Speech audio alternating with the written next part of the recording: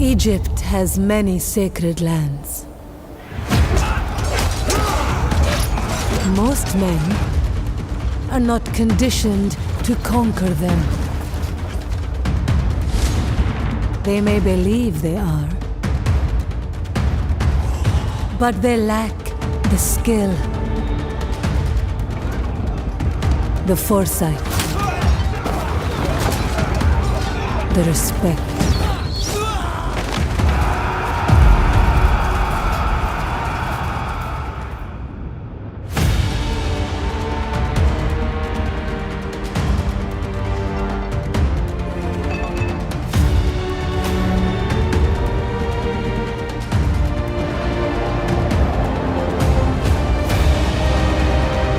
Only those that understand our lands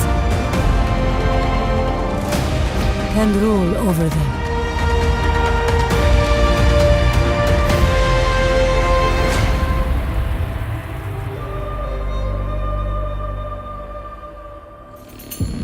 Good morning, everyone. The sun is shining, the pharaoh's dead, and we are getting out of... The pharaoh's dead. How dramatic. Well, we all know what happens when you have an empty throne. Civil war. And the question on everyone's lips is who will be pharaoh next? No checking the history books, we're in control of history now. We're showing you an early alpha build of the game, so please forgive any upside down pyramids or other visual oddities. Our journey started in Upper Egypt, which is actually south of Lower Egypt. Figured that one out. We took advantage of our close relationship with Seti and set up some early barter agreements. 500 food for 110 wood put us in a healthy position to grow our army. And grow we did, taking out and settling the provinces of Yebu through Hetem and Mez, and Kirka Oasis. We didn't just take these lands on a random whim though. Oh no. Their production of food and stone respectively was important for us to secure our large armies. But now that the pharaoh is out of the picture, they benefit us in more ways than one. Let's head into the pharaoh's crown window to get a rundown of the situation and officially join the war. We have 15 turns until the next pharaoh is decided, which will increase as new factions join the war. The basis of that decision lies in how much legitimacy the contender has. As you can see, we currently have 43 legitimacy. One of our largest sources of that comes from how much sacred Egyptian land we own.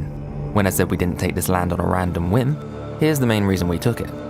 Expanding out into the desert has gained us enough legitimacy to land us in third place for the crown. Our closest rivals include Amenmez and Menepta's remaining faction. I'm not above spoiling the race with a little blade to the ankle, if you know what I mean. I'm gonna kill off my competitors if that wasn't clear.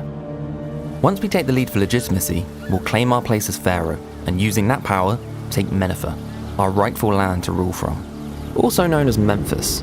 So, on turn 22, we were just attacked by one of the last remaining armies of Kirka. They thought they could take back Kirka Oasis, but Tausret was close enough by to interrupt their siege. Now, I love Kirka Oasis. It's my favourite oasis, but I'd rather not have to keep bringing Tausret back over to defend it. So before we leave, I'm going to stop by the settlement's garrison camp. By swapping in some of our units, we can have a backup army with reduced upkeep lying in wait nearby, just in case the settlement needs it. We have a couple of these camps dotted around our most vulnerable settlements, with units positioned to lend a helping hand if needed. We'll then recruit some more units to keep Tausret's army strong. We've got a nice balance going of ranged and melee to back up our chariots. Probably best to upgrade some of our food-producing buildings as well to feed the new men. As the leader who's declared themselves a pretender for the throne, we have access to a selection of crowns, each with bonuses to our faction. The Nemez crown offers us minus 10% replenishment, but plus 10 production of all resources, which we are in need of at the moment. Among Tausret's ancillaries, we can equip our new crown. Looking snazzy, Tausret. No matter how fun sliding down a sand dune is, transversing directly across the desert plains is never an easy feat. So for now, we'll stick to the roads. This road leads directly to our next target. Excellent. Let's take the army out they've garrisoned at their outpost to make sieging the main settlement an easier task. Dungle Oasis does not lie on sacred Egyptian lands. However, it's a settlement that specializes in food resources, something we're fighting to keep in supply. Literally fighting. Our soldiers will need to construct siege ladders before the attack, as well as a ram to get through the gate. While preparation is made, we'll take our second army, garrisoned over in Netkem, and begin work raiding the lands of Abju. Abju are another competitor for the crown, so naturally we're at war. Not only that, but they stand between us and Minifer.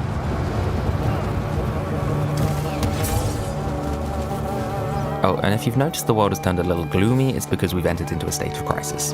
Don't look at me, I've been looking after our lands. I don't know what's going on over in Canaan. Well, let's hope that the gods are with us today. And if we head into the local deities panel, we can see their friendly faces. Before we continue in our campaign, we really should show them a little bit of attention, in the hopes that they'll bless us with some of their good fortune. Don't just pick your god and Hootless the coolest though. We all know we'd pick Anubis. Instead, take a look at what bonuses they can offer you. Each god offers 3 tiers of worship, which we can build up through building shrines, praying to them, and devoting generals to their name. We're currently worshipping Isis, but Osiris offers 10% replenishment from prayer, a useful bonus post-battle. Plus, if we take Abju's capital, we'll have the cult center for Osiris. Taking that would seriously increase our favor. Whether it's divine intervention or placebo of belief, doesn't matter, works for me. Our siege equipment is ready, so let's head into battle. Necessary. Engage the enemy. At the beginning of battle, we're shown the current and predicted weather conditions. Tausret is not one to fly into battle without a bit of thought and consideration. Sweltering heat will just tire our men out before they can even reach the walls. We'll wait out this weather for something a little more tactical to us. The sandstorm will once again help us here as we approach the walls, by reducing the enemy archers and towers' accuracy. We've positioned our siege ladders to the south, and our ram is on its own in the west, convincing our enemy to only hold a small defense at the gate. However, our chariots with their speed will head around, taking them off guard and following through the gate as soon as it's broken down, capturing the vital points of the city, while the rest of our army fights at the walls.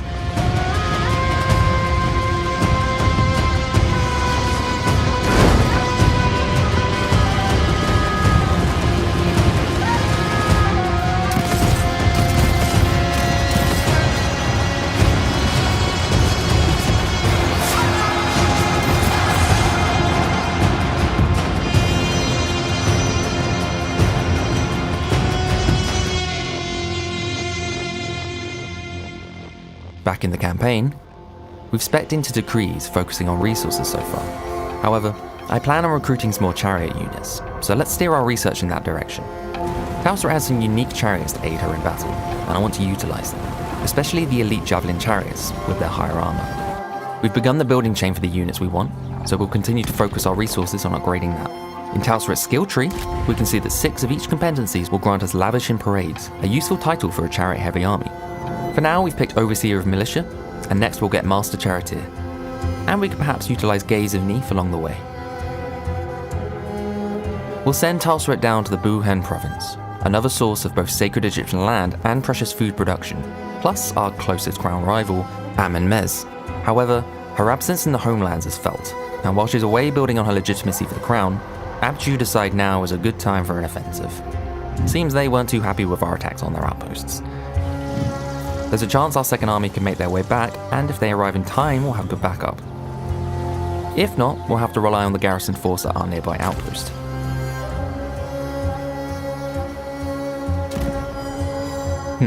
Our second army were not able to reach Nekon in time, so our garrison must prove themselves. Our reinforcing outpost will arrive straight away from the southeast. It should give us a nice rear attack if we can hold the outer areas.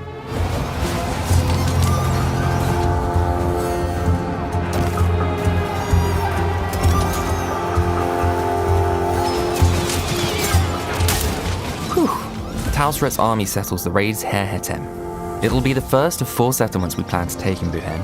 As she heads down to face Amenmez, we've sent our second army back up north to finally take care of Abju. Then we'll take him across the river to take out our crown competitor, Wasset. It'll be an aggressive few turns before the end of the Civil War.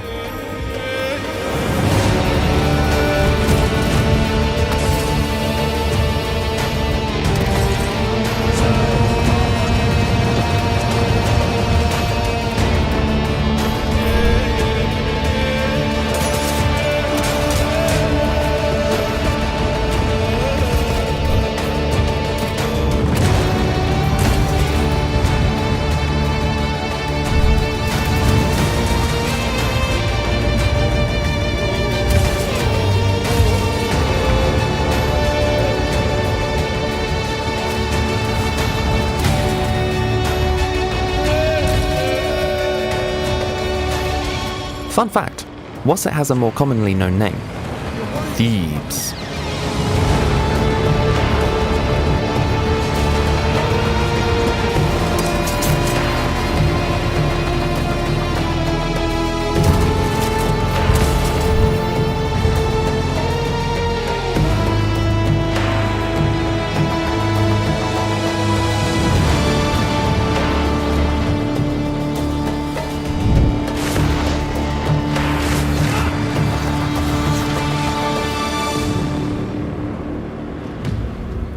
At long last, we have proven our worth to sit as pharaoh over Egypt. But a crown isn't enough for Tausret. She wants the throne. Meneptah sits in the north, just beyond our husband Seti, who we've built good relations with. To get there, we'll need to take out Meneptah's remaining faction. Abju and Amenmez were taken care of, but while Meneptah's remaining faction is dwarfed by our power, they still pose a threat, and a second civil war could be just around the corner. Let's move my pieces around a bit. Utilizing our biggest natural asset, the River Nile, we can transverse across Egypt in a much more efficient manner. Tausret can head up north to connect with our second general in our approach on Meneptah. We should also set up some new trade deals to keep our resources flowing. We can find out what resources are in more demand and set up our barter agreements accordingly.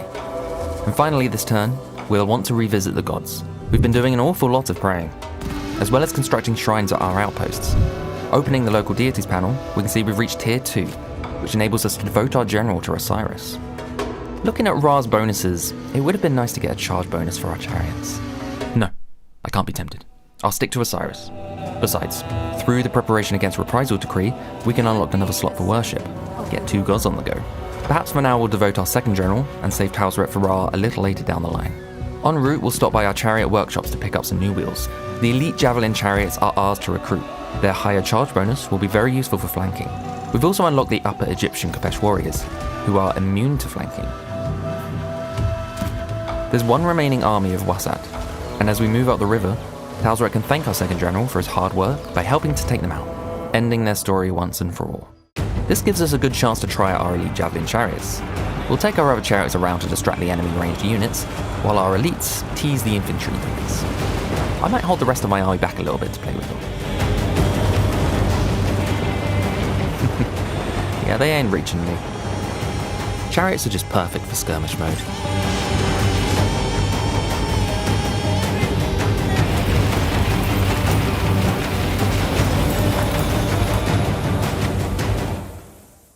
The sun sets over Egypt, and I've noticed that Seti is edging closer and closer to the idea of confederation. As my husband, I thought he would have suggested that a little bit sooner, but I guess he was busy. Let's give him a little ultimatum and see where his loyalties lie. Yeah, I thought as much. Before taking Meneptah, we need to deal with Pepta and Anubu Hejai. We'll send our warlord Seti out first to encircle the garrison outposts, cutting them off from the main settlements, while the brain of the operation, Tausret, swoops in to take control. Our second general will continue to defend our homelands.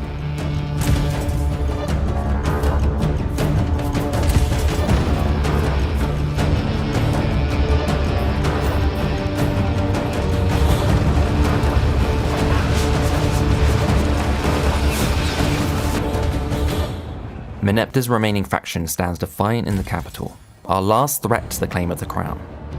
Tausret has begun the attack with 2 siege towers and wall sapping. We've got another few turns to wait for that to complete. Once it has, our forces will have knocked a hole through their defences. I plan to utilise it for my chariots to get in faster. Let us prove our legitimacy. We've set our siege towers to arrive at 2 different areas of the western wall, to spread out the enemy forces. In front of them will be our spearmen in a spear wall formation, protecting themselves and the ladder units from arrows. Our wall sapping has created a gap on the southwest corner, which will send our elite chariots through. I want some infantry to head in first though to defend them from any surprises, as a chariot backed into a corner is useless. We'll utilise our Kopesh warriors as they are immune to flanking. The rest of our chariots will fly around the field to draw attention away from the ladders, and finally, our ranged units will fire upon the wall to cause some early damage. I'm going to hold Tausret back for a little bit until Seti has arrived. By then I hope to have captured the main gate and we can send the rest of our armies through there.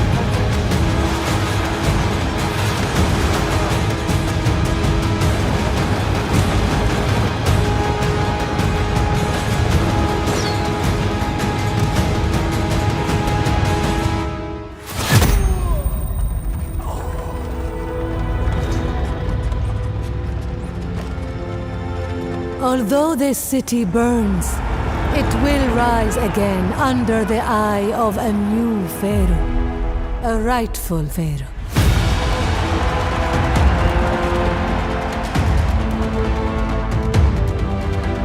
Egypt will no longer be led by short-sighted locusts, determined only to chase satiation, but instead, with the patience of the deserts, shaping Egypt with purpose, wisdom, and conviction.